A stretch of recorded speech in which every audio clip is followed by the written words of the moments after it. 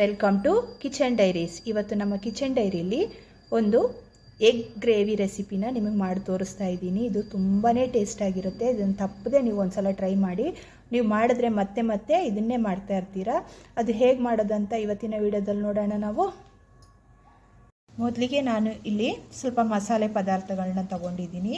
ಅದೇನೆಂದರೆ 1 ಸ್ಪೂನಷ್ಟು ಜೀರಿಗೆ, 1 ಸ್ಪೂನಷ್ಟು ಸೋಂಕಾಳು, ಒಂದು 3 ಒಣಗಿದ ಮೆಣಸಿನ್ಕಾಯಿ, 1 ಸ್ಪೂನಷ್ಟು ಧನಿಯಾ ಕಾಳು ಮತ್ತು 1 ಇಂಚಷ್ಟು ಚಕ್ಕೆ ತೊಗೊಂಡಿದ್ದೀನಿ. ಹಾಗೆ ಅರ್ಧ ಸ್ಪೂನಷ್ಟು ಕಾಳು ಮೆಣಸು ತೊಗೊಂಡಿದ್ದೀನಿ. ಒಂದು 4 ಏಲಕ್ಕಿ ತೊಗೊಂಡಿದ್ದೀನಿ. ಈಗ ಇಷ್ಟನ್ನು ನಾವು ಡ್ರೈ ರೋಸ್ಟ್ ಮಾಡ್ಕೋಬೇಕಾಗತ್ತೆ. ಒಂದು 2 ರಿಂದ 3 ನಿಮಿಷ ಲೋ ಫ್ಲೇಮಲ್ಲಿ ಇದನ್ನು ಡ್ರೈ ರೋಸ್ಟ್ ಮಾಡ್ಕೊಳ್ಳೋಣ. ಈಗ ನೋಡಿ, ಸ್ಟವ್ ಮೇಲೆ ಒಂದು ಕಡಾಯಿ ಇಟ್ಕೊಂಡಿದ್ದೀನಿ.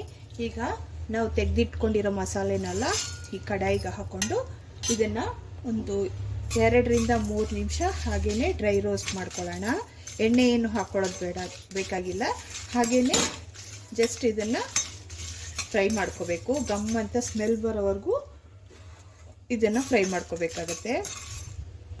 ಈಗ ನೋಡಿ, ಒಂದು 2 ರಿಂದ 3 ನಿಮಿಷ ಆಗಿದೆ. ಗಮ್ ಅಂತ ಸ್ಮೆಲ್ ಬರ್ತಿದೆ. ಈ ಟೈಮಲ್ಲಿ ಸ್ಟವ್ ಫ್ಲೇಮನ್ನು ಆಫ್ ಮಾಡಿ ಈ ಮಸಾಲೆನ ತಣ್ಣಗಾಕಿಬಿಡೋಣ. ತಣ್ಣಗಾದ್ಮೇಲೆ ಒಂದು ಮಿಕ್ಸಿ ಜಾರ್ಗೆ ಹಾಕಿ ಪೌಡ್ರ್ ಮಾಡ್ಕೊಳ್ಳೋಣ.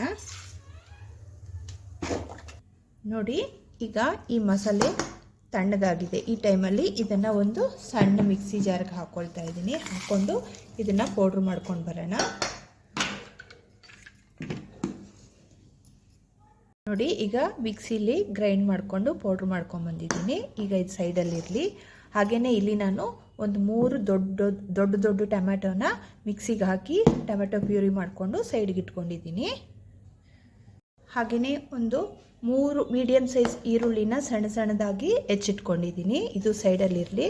ಹಾಗೆ ಒಂದು ಅರ್ಧ ಕಪ್ಪಷ್ಟು ಮೊಸರನ್ನ ಚೆನ್ನಾಗಿ ಬೀಟ್ ಮಾಡಿ ಇಟ್ಕೊಂಡಿದ್ದೀನಿ. ಇದು ಸೈಡಲ್ಲಿರಲಿ. ಈಗ ನಾನು ಒಂದು 6 ಮೊಟ್ಟೆನ ಬೇಯಿಸಿ ಸಿಪ್ಪೆ ಸುಲಿದು ಇಟ್ಕೊಂಡಿದ್ದೀನಿ. ಈಗ ಗ್ರೇವಿ ಹೇಗೆ ಮಾಡೋದಂತ ನೋಡೋಣ. ಈಗ ನೋಡಿ, ಸ್ಟವ್ ಮೇಲೆ ಒಂದು ಬಾಣಲಿ ಇಟ್ಕೊಂಡು ಇದಕ್ಕೆ ಎಣ್ಣೆ ಸೇರಿಸ್ಕೊಳ್ಳೋಣ. ಎಣ್ಣೆ ಹಾಕೊಂಡ್ಮೇಲೆ ಇದಕ್ಕೆ ಸ್ವಲ್ಪ ಅರಿಶಿನ ಪೌಡ್ರ್ ಹಾಕ್ಕೊಳ್ಳೋಣ. ಹಾಗೆ ಸ್ವಲ್ಪ ಚಿಲ್ಲಿ ಪೌಡ್ರನ್ನು ಹಾಕ್ಕೊಳ್ತಾ ಇದ್ದೀನಿ. ಹಾಗೆ ಸ್ವಲ್ಪ ಉಪ್ಪನ್ನು ಸೇರಿಸ್ಕೊಳ್ತಾ ಇದ್ದೀನಿ. ಹಾಕ್ಕೊಂಡು ಈ ಮೊಟ್ಟೆನ ಫ್ರೈ ಮಾಡಿ ತಗೊಳ್ಳೋಣ. ನೋಡಿ, ಒಂದು 2 ನಿಮಿಷ ಎಣ್ಣೆಯಲ್ಲಿ ಫ್ರೈ ಮಾಡ್ಕೊಂಡಿದ್ದೀನಿ. ಈಗ ಇದನ್ನು ಸಪ್ರೇಟಾಗಿ ತೆಗೆದಿಟ್ಬಿಡೋಣ. ಈಗ ಅದೇ ಕಡಾಯಿಗೆ ಒಂದು 2 ಸ್ಪೂನಷ್ಟು ಎಣ್ಣೆನ ಸೇರಿಸ್ಕೊಳ್ಳೋಣ.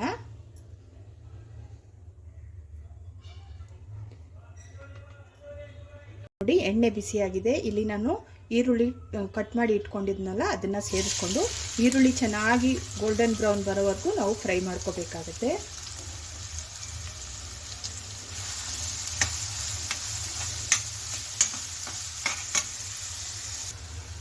ನೋಡಿ, ಈರುಳ್ಳಿ ಈಗ ಚೆನ್ನಾಗಿ ಫ್ರೈ ಆಗಿದೆ. ಗೋಲ್ಡನ್ ಬಣ್ಣಕ್ಕೆ ತಿರುಗಿದೆ. ನೋಡಿ, ಗೋಲ್ಡನ್ ಬ್ರೌನ್ ಬಣ್ಣಕ್ಕೆ ತಿರುಗಿದೆ.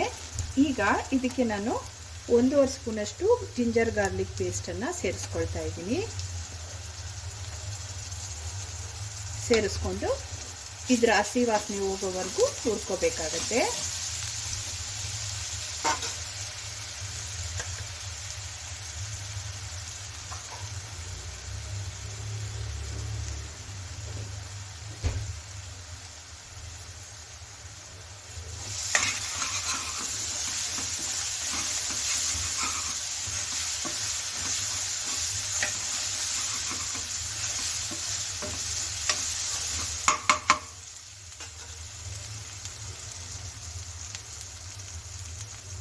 ಈಗ ನೋಡಿ, ಈಗ ಹಸಿ ವಾಸನೆ ಹೋಗಿದೆ ಶುಂಠಿ ಬೆಳ್ಳುಳ್ಳಿ ಪೇಸ್ಟ್ದು. ಈಗ ನಾನು ಸ್ವಲ್ಪ ಟೊಮೆಟೊನ ಗ್ರೈಂಡ್ ಮಾಡಿ ಇಟ್ಕೊಂಡಿದ್ನಲ್ಲ ಅದನ್ನು ಇದಕ್ಕೆ ಆ್ಯಡ್ ಮಾಡ್ತಾ ಇದ್ದೀನಿ.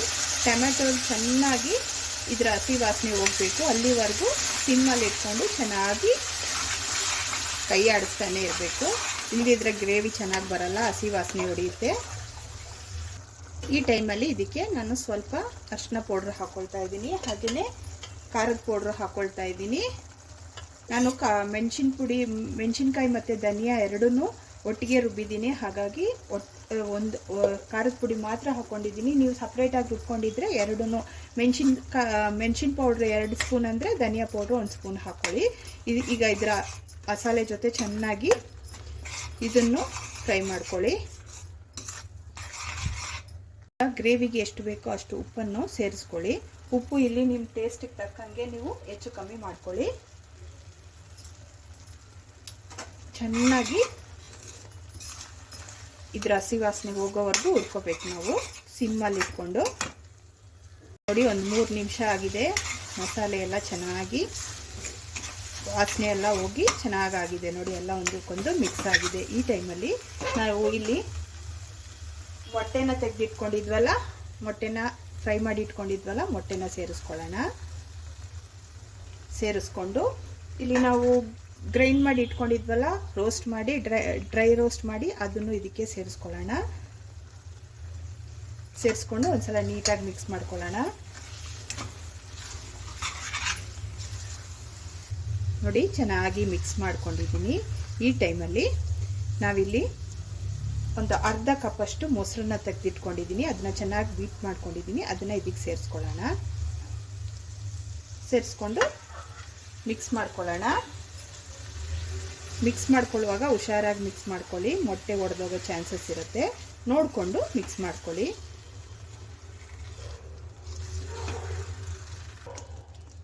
ನೋಡಿ, ಮಿಕ್ಸ್ ಮಾಡ್ಕೊಂಡ್ಮೇಲೆ ಇದಕ್ಕೆ ಸ್ವಲ್ಪ ನೀರನ್ನು ಆ್ಯಡ್ ಮಾಡ್ಕೊಳ್ಳಿ. ನೀರನ್ನು ಆ್ಯಡ್ ಮಾಡಿ ಒಂದ್ಸಲ ಮಿಕ್ಸ್ ಮಾಡಿಕೊಂಡು ಇದನ್ನು ಕ್ಲೋಸ್ ಮಾಡಿ ಒಂದು 2ರಿಂದ 3 ನಿಮಿಷ ಹಾಗೇ ಲೋ ಫ್ಲೇಮಲ್ಲಿ ಕುದಿಸಿ. ನೋಡಿ, ನೀರು ಆ್ಯಡ್ ಮಾಡ್ಕೊಂಡಿದ್ದೀನಿ. ಈ ಟೈಮಲ್ಲಿ ನೀವು ಉಪ್ಪು ಖಾರನ ಎಲ್ಲನೂ ಅಡ್ಜಸ್ಟ್ ಮಾಡ್ಕೋಬೇಕಾಗತ್ತೆ. ಮತ್ತು ಕನ್ಸಿಸ್ಟೆನ್ಸಿನೂ ಹೇಗೆ ನಿಮಗೆ ಗ್ರೇವಿ ತಿಕ್ಕಾಗಬೇಕಾ ಅಥವಾ ಸ್ವಲ್ಪ ತೆಳ್ಳಗೆ ಬೇಕಾ ಅಂತ ಈ ಟೈಮಲ್ಲಿ ಅಡ್ಜಸ್ಟ್ ಮಾಡಿಕೊಂಡು ಈಗ ನಾನು ಕರೆಕ್ಟಾಗಿ ಎಲ್ಲ ಮಾಡ್ಕೊಂಡಿದ್ದೀನಿ. ಈಗ ಒಂದು 2 ನಿಮಿಷ ಹಾಗೆ ಕ್ಲೋಸ್ ಮಾಡಿ ಇದನ್ನು ಕುದಿಸ್ಕೊಳ್ಳೋಣ. ನೋಡಿ, ಒಂದು 5 ನಿಮಿಷ ಆಗಿದೆ. ಓಪನ್ ಮಾಡಿ ನೋಡೋಣ. ನೋಡಿ, ಚೆನ್ನಾಗಿ ಎಣ್ಣೆ ಬಿಟ್ಕೊಂಡು ಚೆನ್ನಾಗಿ ಕುದೀತಿದೆ. ಈ ಟೈಮಲ್ಲಿ ನಾನು ಸ್ವಲ್ಪ ಕಸ್ತೂರಿ ಮೇಥಿನ ಕ್ರಷ್ ಮಾಡಿ ಹಾಕ್ಕೊಳ್ತಾ ಇದ್ದೀನಿ. ಹಾಗೆಯೇ 1 ಸ್ಪೂನಷ್ಟು ಗರಂ ಮಸಾಲೆನ ಸೇರಿಸ್ಕೊಳ್ತಾ ಇದ್ದೀನಿ.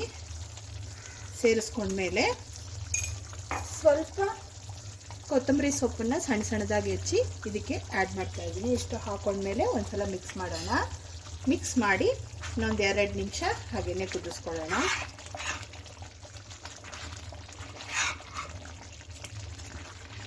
ಮಿಕ್ಸ್ ಮಾಡಿದ್ಮೇಲೆ ಮತ್ತೆ ಕ್ಲೋಸ್ ಮಾಡಿ ಒಂದು 2 ನಿಮಿಷ ಹಾಗೇ ಕುದಿಸ್ಕೊಳ್ಳೋಣ. ನೋಡಿ, ಒಂದು 2 ನಿಮಿಷ ಕುದಿಸ್ಕೊಂಡಿದ್ದೀನಿ. ಈಗ ಸ್ಟವ್ ಫ್ಲೇಮ್ ಆಫ್ ಮಾಡ್ಕೊಂಡಿದ್ದೀನಿ. ನೋಡಿ, ಈಗ ಗ್ರೇವಿ ರೆಡಿ ಆಗಿದೆ. ಇದನ್ನು ನಾನು ಸರ್ವಿಂಗ್ ಬೌಲ್ಗೆ ಸರ್ವ್ ಮಾಡ್ಕೊಂಡು ತೋರಿಸ್ತೀನಿ ನಾನು ನಿಮಗೆ. ಈಗ ಇದನ್ನು ಸರ್ವಿಂಗ್ ಬೌಲ್ಗೆ ಸರ್ವ್ ಮಾಡ್ಕೊಂಡು ತೋರಿಸ್ತೀನಿ ನಿಮಗೆ. ಸರ್ವಿಂಗ್ ಬೌಲ್ಗೆ ಸರ್ವ್ ಮಾಡ್ಕೊಂಡಿದ್ದೀನಿ. ಇದ್ರ ಗ್ರೇವಿ ನಿಮಗೆ ಹೇಗೆ ಬೇಕೋ ಹಾಗೆ ಥಿಕ್ನೆಸ್ನ ನೀವು ನಿಮ್ಗೆ ಇಷ್ಟಕ್ಕೆ ತಕ್ಕಂಗೆ ನೀವು ಕನ್ಸಿಸ್ಟೆನ್ಸಿನ ಸೆಟ್ ಮಾಡ್ಕೋಬೋದು. ಇದು ತುಂಬಾ ಚೆನ್ನಾಗಿರುತ್ತೆ. ಇದು ಚಪಾತಿಗೆ, ಅನ್ನಕ್ಕೆ, ಪರೋಟಾಗೆಲ್ಲ ತುಂಬ ಚೆನ್ನಾಗಿರುತ್ತೆ ಒಂದು ಸೈಡ್ ಡಿಶ್ಶು. ಇದನ್ನು ತಪ್ಪದೆ ಒಂದು ಸಲ ನೀವು ಟ್ರೈ ಮಾಡಿ. ಮಾಡ್ಕೊಳ್ಳೋದು ತುಂಬಾ ಈಸಿ ಅಲ್ವಾ? ಸ್ವಲ್ಪ ಒಂದು ½ ಅನ್ ಅವರಲ್ಲಿ ರೆಡಿ ಆಗಿಬಿಡುತ್ತೆ. ಇವತ್ತಿನ ರೆಸಿಪಿ ಏನಾದರೂ ನಿಮ್ಗೆ ಇಷ್ಟವಾದರೆ ಲೈಕ್ ಮಾಡಿ, ಶೇರ್ ಮಾಡಿ ಮತ್ತು ಸಬ್ಸ್ಕ್ರೈಬ್ ಮಾಡೋದನ್ನು ಖಂಡಿತ ಮರಿಬೇಡಿ.